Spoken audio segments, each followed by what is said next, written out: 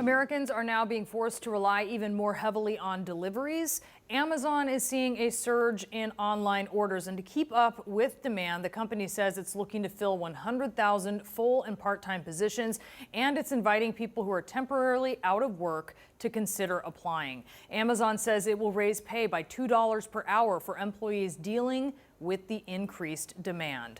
And right now, Treasury Secretary Steve Mnuchin is on Capitol Hill trying to convince Republican senators to combine two stimulus packages to fight the effects of the coronavirus outbreak. One measure was already approved by the House, but a second measure is an economic stimulus plan that could be worth about $850 billion. And a key part of this new plan would be putting cash into the hands of Americans in coming weeks.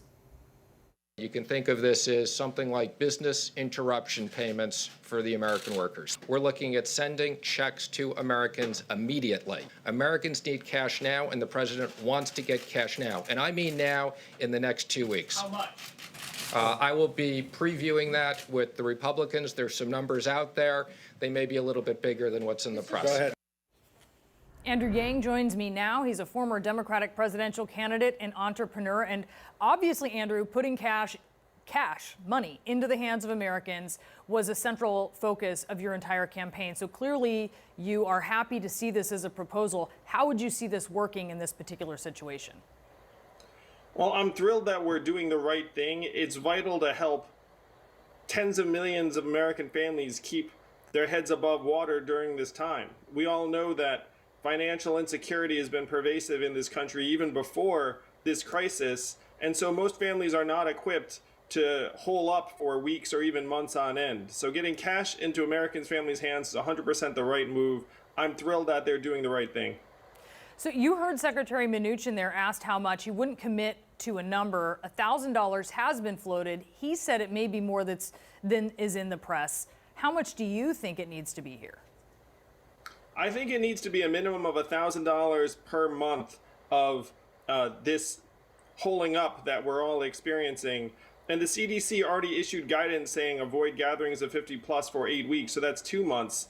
And the American people need to know that it's not just a one-time thing, because imagine we get money into our hands and it keeps us afloat for a particular period of time, but then the weeks stretch on. So we need to have this security, knowing that for every month of this crisis that we're going to be getting an additional amount of, in my mind, it should be $1,000 per adult, $500 per child. One of your other big concerns, and look, I think we can all see this looking around our communities, is small businesses. I mean, they just don't have the margins to just be out of business for 2 months and still have all this overhead. What do you want to see done here? Yeah, that's exactly the right problem. I mean, we have massive problems up and down the scale, but it's pretty easy to find airlines and big companies, and it's not that hard to find us, individuals. It's going to be very difficult to identify all the small businesses that are essentially getting crushed right now, don't have access to credit usually, even under the best of circumstances. I was talking to a business owner yesterday who said that they just make payroll in normal times, and that this setback is going to mean that they're digging out forever. They might not ever reopen their doors again. And that's going to be playing out in small businesses around the country. They're the hardest to identify. We have to be very, very aggressive in trying to put resources into their hands. But this is not going to be business as usual after the crisis for many small businesses. Many of them may never come back unless we do very, very dramatic things to help them get back on their feet when the time comes. Yeah, it's very easy to see how some of them might have to close their doors, and that's it. I wonder, Andrew, if the White House has touched base with you about any of your opinions or about their plans. Their team has been in touch with my team. We're in contact. We're doing anything we can to help. Obviously, this is a crisis, and we all need to pull together to try and keep the country strong and whole. What do they want to know? Can you just, why have they been in touch with your team? I'm just curious what the exchange of information is. Well, the exchange has been, our team reached out and said, hey, we'd love to be able to help. And they said, well, we'd love any resources you have in terms of studies as to what cash in people's hands can do. And I will say that the studies are uniformly positive in that it makes us not just able to pay our bills, but it makes us stronger, healthier, mentally healthier, improves our public trust and our trust in each other. That's exactly what we need in this time. I wonder, obviously, like you said, individuals need help. You're very much in favor of the cash in hand, small businesses. Then there's big businesses as well, airlines, for instance. Which industries are priorities to you?